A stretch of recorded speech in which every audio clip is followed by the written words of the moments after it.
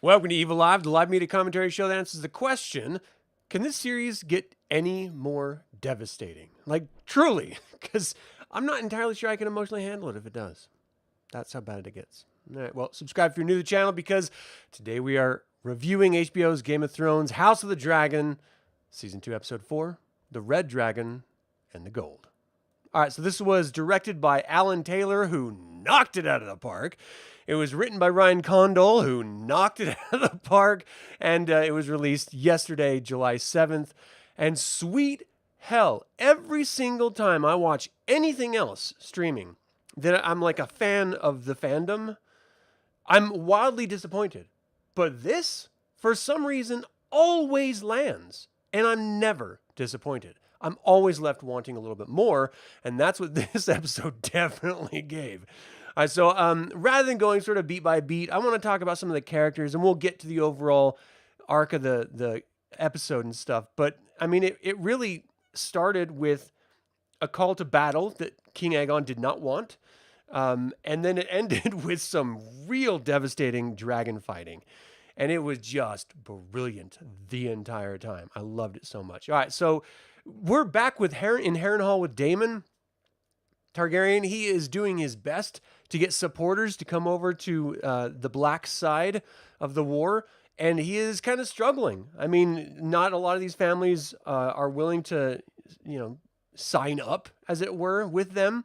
And in one case, it was like this little kid who was the representative of the family, but like the dad was like an old grandpa, like the head of the family was an old grandpa, like ready to die. And Daemon was like, well, maybe you should just kill him and get it over with. Then you can come to our side. Just trying to hurry what is inevitable along, which I just love. I thought the line was so Daemon.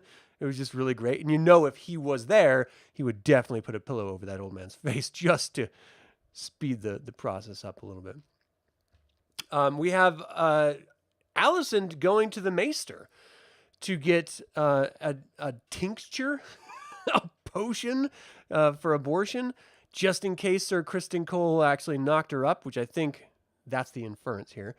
And so the dude gives her what she's looking for, and Alicent at the moment is doing her best to figure out, is this Song of Ice and Fire thing real? Like, is this prophecy like an actual prophecy, or is this just something that Rhaenyra made up to fuck with me, to make me feel like shit? Because she clearly feels bad about it, or else she wouldn't be looking up the prophecy. She clearly believes that that's what her late husband, the late king, was talking about, or else she wouldn't even be bothering trying to nail down specifics of wording of the actual prophecy. So she sort of reaches out to the Maester, who gives her this abortion draft? I don't know, potion.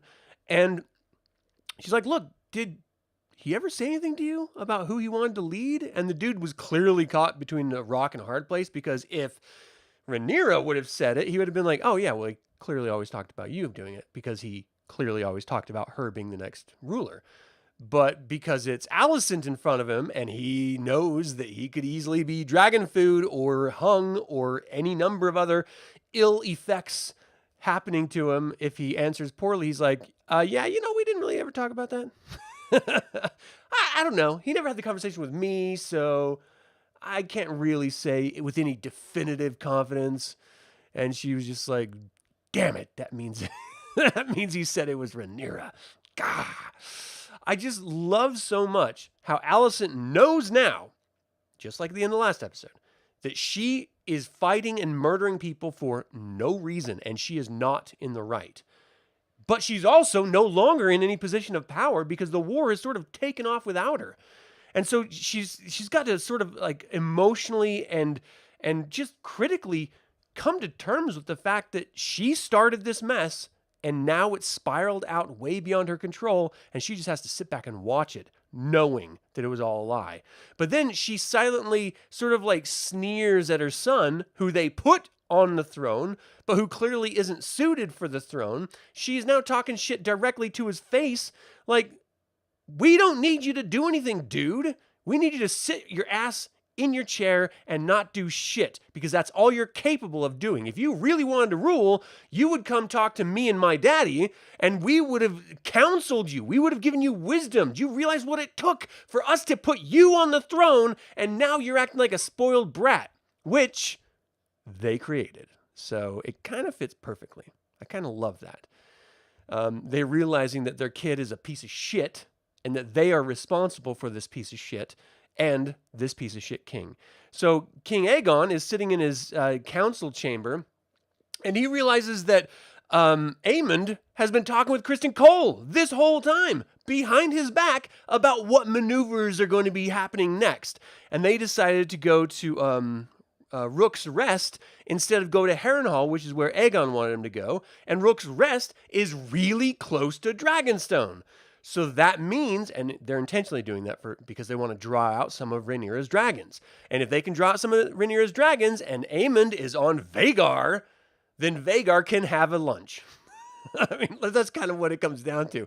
Vhagar's like that grumpy old, like super old man strength guy that like he'll like meet you and shake your hand and you're just like, how? You are a frail old man. How are you crushing my hand with this handshake? That's Vhagar, except that he can also breathe fire and burn you to cinders. So ultimately, I think Aemond is clearly making a vie for power within his own family because he hates his brother, Aegon, who does not deserve to be in the throne, which he doesn't. And Aemond is the only one who was raised to be a sort of like a king. I mean, he has the sensibility, but since he's not in that position, he is just allowing his childish whims to run away with him, and he's acting like a petulant child. Like, if I can't have it, no one can have it. We're going to burn it all down. That's his role in this episode. And while I certainly understand it, and I can appreciate it, it's frustrating because there's no one on Team Green, the Hightowers, who actually have King's Landing, who are in a position of power, that cares at all about the actual kingdom they're supposed to be ruling. That's devastating to think of, like, all the little people. You know, they're suffering and there's nothing they can do about it because the people that are constantly battling to rule them don't give a fuck. Which is really, if he would have kept Otto in there, Otto Hightower, the patriarch of the family, Alicent's dad, he would have totally counseled in a different direction. And the war probably would have gone in a wildly different direction, especially with this particular episode. But he didn't, so what are you going to do? So Aegon throws a tantrum, goes to talk to his mom, and that's when his mom dresses him down, basically telling him to shut up and sit down and mind your own business. But that doesn't stop him from having a little bit of firewater and getting the liquid courage that he desperately needs to be a man, because he's clearly not. And so he gets drunk and he's like, you know what? I'm going to take Sunfire, my dragon, out, and I'm going to help Sir Criston Cole and save the day. I am going to be heralded as an actionable king and a hero. And so he gets dressed up in his Sunday best and he rides his dragon out there. Meanwhile, they're having kind of a hard time dealing with this whole invading of Rook's Rest situation. And then we cut over to Dragonstone, where it's Rhaenyra is talking to her son. I'm looking for his name because I'm always terrible with all the different names. It's like, what is it? Jacaerys, I think. Let me just make sure I got it right. I actually don't see it in my notes here anywhere, but I know it's there. So I think it's Jacaerys or something. But he's the next in line in Rhaenyra's Team Black's family. He is her first son. And so he's bitching like, where the hell's my mom? What the hell's going on? Why aren't we fighting back? The war is actively happening right now, and we're sitting around in here like the queen is missing. And then Rhaenyra finally comes home, and she has this great line. She's like, look, I inherited 60 years of peace in this kingdom from my father. I had to make sure that there was no other way that I could get back peacefully and take the throne peacefully before I go to war. And the bitter irony is, in the time that it took her to get to King's Landing and back to Dragonstone, the war was already going on. All the shit that was going down has already happened. So it doesn't matter whether or not you found out and you were okay within yourself to start war. The war is here. Like, it's already happened. And so it's so frustrating because she's trying her best to be a good leader, and everything happening around her is just not suited to the time. Like, she cannot act fast enough to stop the momentum, the natural inertia of this war. So she arrives and she's like, you know what? I'm going to stop this right now. They're in Rook's Rest. That's our back door. I'm going to go take care of it on my dragon. And Rhaenys is like, whoa, whoa, whoa. Simmer down there, Buttercup. How about I go, you stay here because you're the queen and we can't have you murdered on a dragonback. That would be horrible. The war would be over. So you stay here and do your duty as a queen. I will go in your stead and I will rain hell on that Kristen Cole prick. And Rhaenyra relented. Rhaenys goes out there. And holy shit, does Rhaenys with malice, or Malice, or however you say the name, she fucks people up. Like, watching, they took Birds of Prey fighting as the basis for the dragon battles. And sweet hell did they do a great job with it. Watching those dragons like claw into each other and like spiral in combat, blowing fire and biting each other and clawing and stuff. It was so incredibly exciting to see. I loved every second of it. And then knowing that Vhagar is there waiting, like, she is fighting the king right now, Aegon, and she's fucking him up. So she's like ready to just like destroy the king herself. And then Aemond is like, all right, maybe I should get in here and stop. But he's also, in his head, like, but this is my chance to rule. Like, if I take out my brother, then I'm the next king. Like, it goes to me. So he tells Vhagar, burn him down, Dracarys. And Vhagar just lights up the flame, and we get this quick shot to King Aegon's face, and he's just like, oh, no, oh shit! And it just gets him, and you see them plummet down to the ground. Now, it's a little uncertain whether or not he survived or he will survive. Whether he's alive at the bottom, because we did see Aegon going up there with his sword out to finish the job and make sure that he was in fact dead when he was approached by people from the outside. So is he dead? I don't know. But we also got Rhaenyra breaking off of that with Malice and like attacking Vhagar. Like, she was straight up going toes with Vhagar. That shows you how badass she is, not just as a dragon rider, but her and her dragon together are just great. And like this young whippersnapper, Aemond, who doesn't really understand the power of Vhagar, which we've clearly seen over and over and over again, but he does know he likes having a big dick between his legs, which all Vhagar really is. Vhagar doesn't care. He knows what he needs to do. So Vhagar is like sort of pushed away and like knocked down for a minute. Rhaenys thinks, all right, I saved the day. I burned a bunch of knights. I'm going to go back to Dragonstone. She starts to go, and then she's thinking, you know what? Maybe I should just finish this. Maybe I should just stay and finish what I started so that they can't have any chance of coming back. But as soon as she decides to turn around, that's all Vhagar was waiting, to jump up from a cliff, and we just see this slow-mo crunching of Vhagar over Malice's neck. And Rhaenyra's shocked face as she's sort of like falling back to the ground. Ah! And we know she's not going to live. That you can't live from that fall. You're screwed. And you're probably going to be underneath your dragon, which is going to squish you like a melon. So it's just devastating to think that she was arguably the matriarch of the entire Team Black. Like, she was the brother to the king. I'm sorry, the sister to the king. She should have been the next ruler instead of her brother. But because she was a woman, she was passed down. She was filled with wisdom. She always gave great advice to Rhaenyra. She was just a devoted mother and grandmother. And she was just the best character, full of good intentions and goodwill, and willing to step up and make the hard choices and do the tough things. So, of course, in George R.R. Martin's world, she cannot live because she's good. And so they have to kill her off, and it's devastating watching her fall, and you know she's dead. All right. So then, basically, Rook's, what is it called? Rook's Rest is, it's a loss, but it's a win, because the king might be dead. The army is devastated. Team Green's army is devastated. So it could be seen as a win to Dragonstone and Team Black, but I mean, the losses were severe. You lost a dragon. That's an army worth of a loss. And so it's hard to claim any sort of victory out of that devastation. And it's a hell of a way to end an episode, too, just by the way.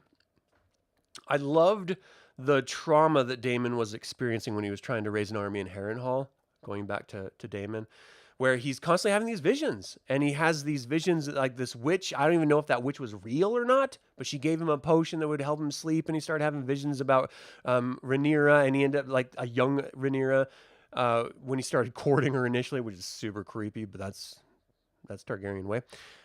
He like cuts her head off. And then like he just like sort of sees her continually taunting him and tormenting him. I think this is us realizing that Daemon is going crazy. Like this is something that happens to the Targaryens.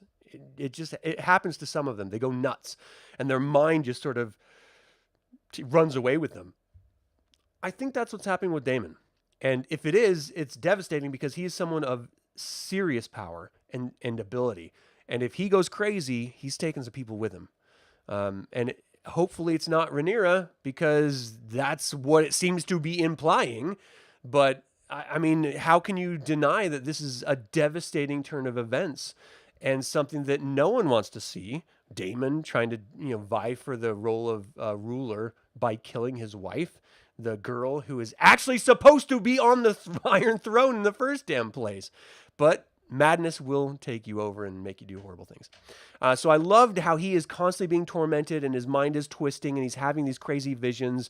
You might think that it's from Harrenhal because Harrenhal is supposedly cursed, but I also think it's just him sort of losing it. Let's see what else in this thing. I think that's kind of like the major points of everything. Kristen Cole is just being a douchebag. He's knocked unconscious during the battle, and he wakens to find Aemond sort of moving up on Aegon, and he's the one that sort of stops Aemond from inadvertently, not intentionally, stopping him from killing the king for sure to make sure that he's actually dead. I think it'll be like one of those life support things. Like next episode, King Aegon will be like on a stretcher being taken care of by maesters, but he's too far gone. There's internal bleeding and he's just going to die. That's my guess. I have read the illustrated guide, which gives you all of the information, but I just don't remember it because it was a year and a half ago that I read it. And I've read a bazillion things between now and then. So my memory isn't 100% on his when he actually dies, whether it's now or later. But I know that next is coming some real devastation and real loss because this Dance of Dragons is nothing if not filled with tit for tat of sorrow upon sorrow and pain upon pain. And that's why we keep tuning in, because it's like a train wreck. You can't take your eyes away. And the storytelling is so great and the writing is so great and the actors are just top notch. It makes me devastatingly sad for other IPs like Star Wars that just have shit writing, shit characters, and shit care and concern for the IP, and then you have something of this caliber showing you what could be done, and we're just forced to just hang our head in shame for every other IP than Game of Thrones. They're just killing it, man. They are killing it. No one thought they could come back from the ending of Game of Thrones with House of the Dragon, but sweet hell did they ever.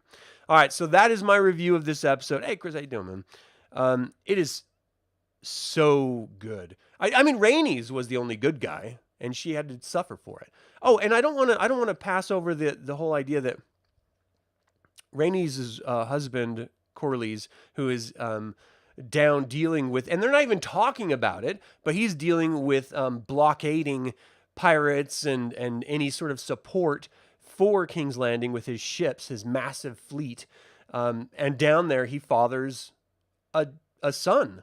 And it might not have been this time that he was down there because the son is a grown-ass man who ends up saving him. But Rhaenys sees him, and he's like, your mother must have been beautiful, because she knows who the father is. Of course, it's her husband. And it just makes that suggestion that there is another lineage for the Valerians, another son to sort of take the mantle when it's time. And the fact that Rhaenys was gracious enough to understand and to be gentle and kind to this man who didn't ask to be born, but he's doing his best with the time he has, it just proves she's the best. which is another reason why she must go. And she had to die. It's so devastating and sad. But yeah, everyone else is just tormented and shitty, and there's no upside at this point. Like, the King Jaehaerys was the upside, and we saw how he spiraled out. And from the first episode, you know that not just the season, first season or second season, but the entire show is going to be a descent to sadness and pain. And while I'm here for it, and I'm chomping at the bit to see how it unfolds on the screen, because they do add things that were not in the books, which I actually really appreciate and love, because it helps add context to something that was really written as like a historical genealogy chart. It was very biblical in its presentation, in my opinion. So I really appreciated that they are sort of adding context and fleshing character out and giving moments for characters that wasn't originally put together, just so that we can understand as viewers why they make decisions that they make and why directions turn in the directions that they go. We need that. And that's something that's so desperately needed in every other IP. Good writing. So thank you, freaking Ryan Condal, for putting this together and doing such an amazing job with this storytelling. All right, that's going to do it. I don't even know. I shouldn't do any ratings, because it's always going to be like 5. They have to really shit the bed for me to not think this is great, because I'm not just operating in the context of it in itself as an IP and how they execute it, which is just 5 stars across the board, or 5 evil eyes in this case. But I'm also sort of unfairly comparing it to everything else that I'm watching, and nothing comes close. And so I have to then, just for the sake of the quality, put it even on a higher pedestal. So if this was like the Olympics, I would get like more pedestals above gold and make them stand up on those, because they're so far above and beyond everyone else, you shouldn't even be compared. That's how good they are. Yeah, I need to put a 6th eye in there. All right. Well, thanks for tuning in for a minute, man. I appreciate you. And for all of you watching this after the fact, what was your favorite part of this? Who's your favorite dragon so far? Do you like Aemond? How do you feel about Vhagar? Because sweet hell, this monster. Sweet hell.